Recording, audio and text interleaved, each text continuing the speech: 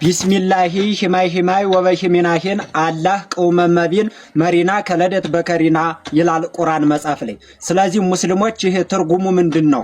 እኔ ሃይማኖት ለነካ ምናምን አይደለም የሚነካኝ ካህና እኛም እንድትነካብን አንፈልግም። ሲጀመር እንደዚህ ለብሶ እንደዚህ በቆሸሸጁ እንዲነካብን አንፈልግም ሃይማኖታችንን። አንዳንዴ ሳስበው እየጨለሉ ሁላ እንደሆነ ገምታለሁኝ። በቃ አእምሯቸው ሁላ መስራት እያቆመ ነው። አንዳንዴ እኮ መበለጥ እንደዚሁም ደግሞ መሐይምነት እየበዛ ሲመጣ በጣም ከባድ ነው። የጀማዓትን ነው እንደዚህ እንግዲህ በየሚዲያው እየወጡ የሆነ ቻይንኛ የሚመስል ነገር እየተናገሩ ቁርአንን አነበብ ነው ይላሉ። በጣም ከባድ ነው። የጀማዓ ሰላም አለይኩም ወራህመቱላሂ ተዓላ ወበረካቱ። ውድና የተከበራችሁ የኑር ቤተሰቦች እንዴት አላችሁ? እንግዲህ ደግሞ ሰሞኑን እንደዚህ አይነት የቻይንኛ እየተናገሩ ቁርአንን የሚያነቡ ሰዎች መጥተዋል። ለነሱ ደግሞ እንግዲህ የተለያዩ መልሶችን አዘጋጅተናል። ትክክለኛ ግን ቁርአንን ማንበብ የሚፈልጉና የሚያነቡ ግለሰቦችና እህትና ወንድሞች አሉ። ያ ጀማዓ ከነዛ መካከል እቺታችን ቁርአንን የማንበብ ፍላጎት ነበራት። እኔም ባይዙኝ እንድታነበው በጣም ፍላጎት ነበረኝ። ያላትን ኢንተረስት መጽሐፍ ቅዱስን በጣም ትመረምራለች። ብዙ ጊዜ ቪዲዮዎቿን እመለከታለሁኝ እና ቁርአን እንድታነበው ፍላጎት ነበረኝ። ዛሬ ቁርአንን ለማንበብ እንቅስቃሴ ውስጥ ትገኛለች። እንግዲህ ትክክለኛ ቁርአንን ማንበብ የምትፈልጉ ክርስቲያን ወንድምና እህቶች ካላችሁ ደግሞ ልክ እንደ እህታችን ብትከተሉ ይሻላል ብዬ አስባለሁ። ቁርአንን ማንበብ ፈልጋለሁ ብያችሁ ብዙዎቻችሁ በደስታ መስቱ መጽሐፉን ያንጥቼ ልስጥሽ፣ የት ነው ያለሽው ልስጥሽ፣ እንዴት ልላክልሽ ላላችሁን ሰዎች በጣም ትልቅ ምስጋና አለኝ። ግን ጎግል ላይ አውርጄዋለሁ። ቆይ ላሳያችሁ አስባረጋለሁ። እና ግን ማንበብ ከመጀመሪያ በፊት ማወቅ በፈልገው አንድ ነገር ሲነበብ ማለት ቁርአንን እያነበብ ነው ይሄንን አንቺ መፍታታችን ይሄ ባንቺ አምሮ አይፈታም፣ አባቶች ናቸው የሚፈቱት ምናምን የሚባል ነገር ቁርአን ላይ አለ ወይ? አንድ ሁለተኛ፣ እሺ አንደኛው መልሱልኝና ወደ ሁለተኛው እንሄዳለን። የመጀመሪያው ጥያቄ ምንድነው? ይሄንን በሰው መረዳት ወይም ባንቺ ጭንቅላት የምትረጁ ነገር አይደለም፣ ይሄንን አባቶች ናቸው ሊያስረዱሽ የሚችሉት የሚል ነገር አለ ወይ እናንተም ጋር? ለማወቅ ነው የማነበው። እንደነገርኳችሁ እኔ የማንበብ ችግር የለብኝም። አንበብ ይብላሽኛል። ለማወቅ ነው የማነበው እንጂ ወደ እስልምና ወይ ወደ ክርስትና ምናምን በሰውነቱ መቀበል ስለምፈልግ በሃይማኖት በሆነ ነገር የሆነ ብቻ የሆነ መመዘኛ አስቀምጦ ሰውን አክሴፕት ማድረግ በራሱ ትክክል አይደለም። እና አንዱ ደግሞ ሂዩማኒቲን የነጠቀን ነገር ሃይማኖት ነው ብዬ እያሰብኩ ስለሆነ ማለት ነው። ግን ቁርአን ላነብ ጎግል ከኢንተርኔት ላይ 2 የቁርአን አፖችን አውርጃለሁ እና ይሄ ባንቺ አእምሮ የምትረጁ አይደለም፣ አባቶች ናቸው ይሄንን እግዚአብሔር የሚያስረዳቸው ምናምን የሚባል ነገር እዚህም አለ ወይ? ይሄን ካላወቅ መጀመር ስለማልፈልግ ማለት ነው። ቴንክ ዩ። መልካም ቀን። በትክክል እቺታችን ቁርአንን ለመረዳት ፍላጎት ካላት ቁርአን በጣም ግልጽ የሆነና ቀለል ያለ ለሰዎች በሚገባ መንገድ ነው የተዘጋጀው። በዛም ልክ ነው ወደኛ የወረደው ማለት ነው። ኢንሻአላህ ለመረዳት ይከብዳታል ብዬ አላስብም። ብዙ ጊዜ መጽሐፍ ቅዱስን እያነበበች ስትመራመር ለማወቅ በጣም ስትጓጓ መለከታታለሁኝ።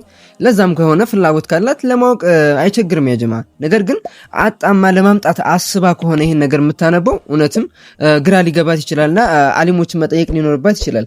ነገር ግን ለመረዳት ጥልቅ የሆነ ፍላጎት ካላት ቁርአን ገር ነው በማንኛውም መንገድ በቁርአን በእንግሊዘኛም በአረበኛም ከቻለች ማንበብ ትችላለች። ገር ነው በጣም ይገባታልና ወደ እስልምና ትመጣለች ብዬ አስባለሁ። እስቲ ግን ይሄን የቻይንኛ የተናገረውን ግለሰብ እስቲ አንድ ነገር እንበለው። ቢስሚላሂ ሂማይ ወበሂሚናሂን አላህ ቀውመመቢን መሪና ከለደት በከሪና ይላል ቁርአን መጽሐፍ ላይ። ስለዚህ ሙስሊሞች ይሄ ትርጉሙ ምንድነው? እኔ ሃይማኖት ለነካ ምናምን አይደለም። ወደዚህ ልጅ ከመምጣቴ በፊት አንድ ሪያሊቲ ልንገራችሁ። በቃ ዓለም እንዲያውቀው የምፈልገው እውነታ ነው። ብዙ ክርስቲያኖች ግን ይህንን አያውቁም። በዚህ ምድር ላይ ያሉ በርካታ ክርስቲያኖች ኢየሱስ ክርስቶስን ያመልካሉ። በቢሊየን የሚቆጠር ክርስቲያን ማለት ነው። ከሚገርማችሁ ነገር ወሚነል አጃኢብ ኢየሱስ ለሰከንድ ያክል አምላክ ነኝ፣ አምልኩኝ፣ ፈጣሪ ነኝ፣ ልመለክ እገባለሁ ብሎ አስተምሯቸው አያውቅም። አንድም ቀን እንዲህ አይነት ቃል ካፉ ወጥቶ አያውቅም። ወንጌልን አገላብጣችሁ መፈለግ ትችላላችሁ አለ የምትሉ ከሆነ ማለት ነው። ወይ ደግሞ ይሄን ነገር ለማረጋገጥ ቼክ አድርጉ። የለም፣ ግልጽ ነው አይደለም? እድሜ ልኩን እዚህ ምድር ላይ ሲያስተምር ኢየሱስ አንድም ቀን ይሄን ትምህርት ሰጥቶ አያውቅም። ይሄ ሪያሊቲ እውነታ ነው። በጣም የሚደንቅ ማለት ነው። ኦኬ። በመቀጠል ወደዚህ ግለሰብ ስመጣ ይሄ ልጅ እዛ ላይ የጫኑት ነው እዚህ ጋር ይዞ የመጣው ማለት እዛ ጋር ያስተማሩት ነው። ዝም ብሎ አይደለም። እንደምታዩ ዲያቆን ነው፣ የሰንበት ተማሪ ምናምን ነው። እዛ ዝም ብሎ ያሸከሙት ነው ይዞ የሚመጣው። ስለ እስልምና ጥላቻ ያስተምራል፣ ይዘባረቃል። ምናልባትም መጠጡን ጠጥቶ ነው የመጣው። አባ ገብረ ኪዳን እስከ 2 መጠጣት ይፈቀዳል ብለው የለ ሰምታችኋል። መጠጡን ጠጥቶ ይመጣል፣ ተፈቅዶለታል ከመምህሩ ማለት እና እዚህ መጥቶ ይዘባረቃል ልቡ ላይ ያለውን ነገር። አሁን ያለውን ቃል ደግመህ በለው ቢባል ደግሞ መናገር አይችልም። ግልጽ ነው አይደለም? ይሄ ባይደው ማሾፍ መቀለድ፣ በቁርአን ማሾፍ መቀለድ ነው። እና አላህ ሂዳያ ይስጥ፣ አላህ ሱብሓነሁ ወተዓላ ሂዳያ ይስጣችሁ ነው የምንለው። ያው እንግዲህ እኛ ድንጋይ ሲወረውሩብን መልሰን ድንጋይ አንወረውርም። እኛ የተሻለ ነገር ነው የምንጥልላቸው። እንግዲህ እሱ እስልምናን ለማንቋሸሽ ይሆናል ይሄን ነገር ቪዲዮ ቀርጾ ቻይንኛ እየተናገረ የለቀቀው። ነገር ግን እኛ የምንመኝለት አላህ ሂዳያ እንዲሰጠውና እስልምና እንዲቀበል ነው ምኞታችን። ያ ጀማዓ አንድ መረጃ ላይ ያ ጀማዓ ተኑር ትላንትና ወዲያ የሰራኋቸው ቪዲዮዎች ኡስታዝ አቡበክር አህመድና ሙስሊሞች ላይ ትልቅ ዘመቻ የከፈቱት ግለሰቦች እንደዚህ አይነት ነውራቸውን ለመሸፈን ነው እንደዚህ አይነት ዘመቻዎችን የሚጀምሩት። እንግዲህ ደግሞ ይህን መረጃ ስሙ። አባታችንን ገለውብናል። አላህ በጀነት እንዲያኖራቸው የሸሂድነት ማዕረግ እንዲሰጣቸው ምኞታችን ነው። መረጃውን አብረን እንከታተል። ኢና ሊላሂ ወኢና ኢለይሂ ራጂዑን። የሁሉም አባት የሆኑት የሀገር ሽማግሌው በጽንፈኛው ቡድን ተገድለዋል። ሼክ መሐመድ ኢብራሂም ዛሬ በጽንፈኛው ቡድን በጥይት ተደብድበው ተገድለዋል። በሰሜን ሸዋ ዞን ሚዳ ኦሮሞ በተባለ ወረዳ ላይ ነው ይህ ግድያ የተፈጸመው። የአካባቢው ሽማግሌ አስታራቂ አባት ሆነው በሁሉም ዘንድ የሚወደዱት ሼክ መሐመድ ኢብራሂም ዛሬ በክፉኛ በጥይት ተደብድበው ተገድለዋል። ጽንፈኛው ቡድኑ ይህንን ያደረገው ልጃቸው ሰይድ ኢብራሂም የአካባቢው አስተዳዳሪ በመሆኑ ልጃቸውን ለመበቀል ሲል ነው። እንግዲህ የሀገር ሽማግሌ የሁሉም አባት ሆነው ሲያስታርቁ የኖሩትን ሼክ መሐመድ ኢብራሂምን በጥይት ደብድቦ የገደለው። አላህ ለሀገራችን ሰላሟን ያምጣለት። ሰላሙ አለይኩም ወራህመቱላሂ ወበረካቱ። እነዚህ ግለሰቦች ጋር አብሮ የሚሰራ ኃይል እና ደግሞ እነዚህን ግለሰቦች ስፖንሰር የሚያደርግ ኃይል ጋር እንዴት ነው እርዳታ የምንቀበለው? እንዴት የተቸገሩ ሰዎችን ከነዚህ ሰዎች ተቀብለን እንረዳለን? አንደኛ ህሊናም ሞራሊም ልክ አይደለም። ከዚህ ሰው ተቀብሎ ምስኪኖችን ማብላት ልክ አይደለም። ሁለተኛ ደግሞ ህገ መንግስት ባለበት ሀገር ላይ ተጠያቂነት ባለበት ሀገር ላይ ተጠያቂ ያደርጋል። ነገር ግን አግማስ ኢትዮጵያ ሙስሊሞች በብዛት ያቋቋሙት እንደሆነ ነግሬያችኋለሁ።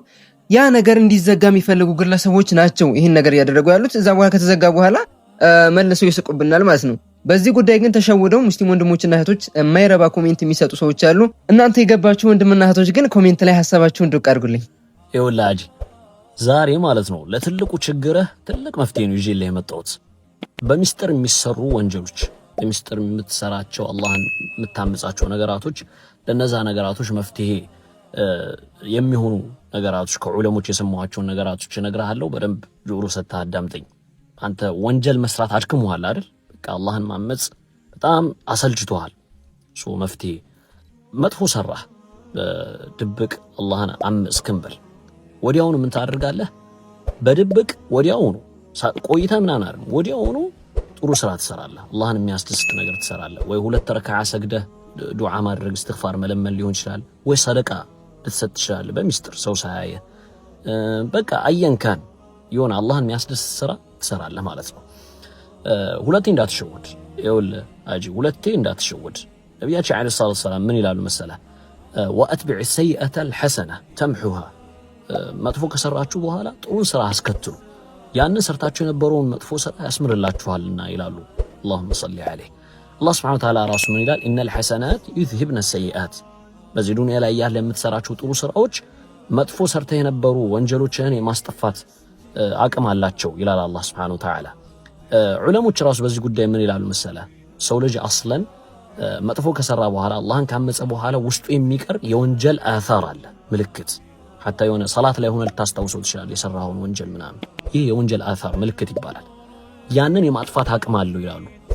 ጥሩ ስራ መጥፎ ስራ ሰራህ አይደል? ወዲያውኑ የምትሰራት ጥሩ ስራ ያቺን ምልክት የማጥፋት ነገር አላት። ገብቶሃል አይደል? የሆነ መጥፎ ሰርታ አላህ ዘንድ የሆነ በመጥፎ መመዝገብ ብቻ አይደለም፣ ሐታ አንተ ላይ የሚተወው አثار አለ፣ ምልክት አለ ማለት ነው። ያ ነው እየገደለህ ወደ እነዚህ አይነት ደረጃ አሁን ወደ አለህበት ደረጃ ያመጣህ ማለት ነው። ሶና አላህ አሁን እጄን ባነሳ አላህን በቃ ፊቱን አዞሩብኛል እንድትል የሚያደርግህ ያ ነው። ያ ስለተደጋገመ ኦሬዲ አንተ ያ ወንጀል በሰራህ ቁጥር እያስጠፋህ ስላልሆነ ተደጋግሞ ኦሬዲ በቃ ልብህን አደንድኖታል። ለዛ መፍትሄ የሚሆን ነገር ነው። መሰልቸት የለብህም። ሁለቴ መበላት የለብህም። ይኸውልህ መጥፎ ከሰራህ በኋላ ወዲያውኑ ጥሩን ስራ ሰርተህ አላህ ዘንድ ያለህን የተመዘገበብህን እንትን ታስጠፋለህ። በአንድ በኩል ደግሞ ሸይጣንም ታስጨልለዋለህ። ለምን ታውቃለህ? ባይዘው መጥፎ በሰራህ ቁጥር ይሄ ጥሩን ስራ የመስራት ልምድ ባላመድክ ቁጥር ሸይጣንም የሆነ ሳለ በቃ ይደክመዋል። ለምን አንተ መጥፎ ባሰራህ ቁጥር ጥሩ ስራ እየሰራህ ነው። አላህ Subhanahu Wa Ta'ala እንደሚምርህ ያውቃል። ይሄማ በቃ ነቄ ብሏል። በቃ ዝም ብሎ እኔን እያደከመኝ ነው የሚለው የሆነ ሳለ ተቀይላል። እና ባረከላሁ ፊክ የቻልከውን ያክል ትንሽም ብትሆን ጥሩን ስራ ወዲያውኑ በማስከተል አላህ ዘንድ ያለህን እንትን ማስማር አለብህ። ይህን ባላመድክ ቁጥር ወደ አላህ የመቃረብ ፓወር አለ። የሆነ ሰዓት ላይ ወንጀልህንም ትተህ እርግፍ አድርገህ የመሄድ እድል ይኖርሃል። እንዳትደክም ወላሂ። ተውፊቅ። አሰላሙ አለይኩም ወራህመቱላህ።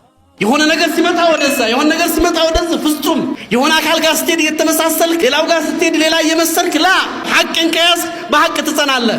ሰይድና ሙሳ አለይሂ ሰላም እነዛ ደጋሚዎች ጋር ሲገናኙ ድግምተኞቹ ጋር ሙሳ ይዘው የመጡት ነገር አለ። ሙሳ አለይሂ ሰላም ይዘውት የመጡት በትር አላቸው። አሷ ሙሳ አለች። እነዛ ደግሞ ድግምቶቻቸውን ይዘው መጡ። በሐቅና በባጢል መካከል የሚደረግ ፉክክር ነው። አሸራት አላፍ በሺዎች የሚቆጠሩ ሰዎች የውሙ ዚና ላይ ተሰብስበዋል። ሰይድና ሙሳ አለይሂ ሰላም ሊገጥሙ የወጡት ሙሽሪኮችና እነዛ የፊርዓውን ሰዎች ደጋሚዎች ስሜታቸውን አላህ የነፍስ መገለባበጥ የምትገርም ለውጥ ማምጣት እንደምትችል ማሳያ አድርጎ 4 ወይም 3 አይነት ባህሪ በእነዛ ሰዎች ላይ ያሳያል። መጀመሪያ ሲመጡ ምንድነው የጠየቁት ለፊርዓውን? አኢነ ለና አጅረን ኢን ኩና ነህኑ الغالبين አሉት። እኛም ሙሳን ብናሸንፍ ለኛ የሚሰጠን ክብር አለ አሉት። አዎ ሙቀረብ አረጋችኋለሁ ሚኒስተር ትሆናላችሁ አላቸው። መርሐባ ጉዳያቸው የዱንያ ጉዳይ ነው። የሚያስጨንቃቸው ዱንያ ብቻ ነው። ለዛ ሲሉ ይኖራሉ። ቀጠሉ ወቃሉ فألقوا حبالهم وعصيهم وقالوا بعزة فرعون በፊርዓውን ክብርና የጌትነት ይሁንብን ብለው በዛ በጥሜታቸው የያዙትን ድግምትና ገመድ ለቀቁ። አሁን በዚህ ሰዓት ላይ ነው ከባድ ፈተና መጣ በእነዛ ሰዎች ላይ። የሙሳ በትር እጃቸው ላይ ያለ በትርህን ልቀቅ ተብለው ታዘዙ። አላህ Subhanahu Wa Ta'ala በትሯ ተለቀቀች። እባብ ሆና የነሱን ድግምት ሁሉ መብላት ጀመረች። ያ ትዕይንት ባይናቸው አላህ ሲያሳያቸው ተመልከቱ። የመጡት ለዱንያ ክብር ነው። ነፍስያቸው የምታዛቸው በኢልሃድ ነው። መጡና ግን አላህ ሐቅን አሳያቸው። ወዲያውኑ ምንድነው ያደረጉት? ተመለሱ ወደ አላህ። ምን አሉ? እኛ በሙሳና በሃሩን ጌታ አመንን አሉ። በቅጽበት ይህ ነፍስ ፊርዓውን ደነገጠ። ያልጠበቀው ነገር መጣ። እኔ ሳልፈቅድ ታምናላችሁ እንዴ አለ እሱ። የኔ ፍቃድ ሳታገኙ የኔ መልካም ይዝን ሳታገኙ ለምን ፊርዓውን መርሁ ማ ኡሪኩም ኢላ ማ አራ ወማ አህዲኩም ኢላ ሰቢለ ረሻድ።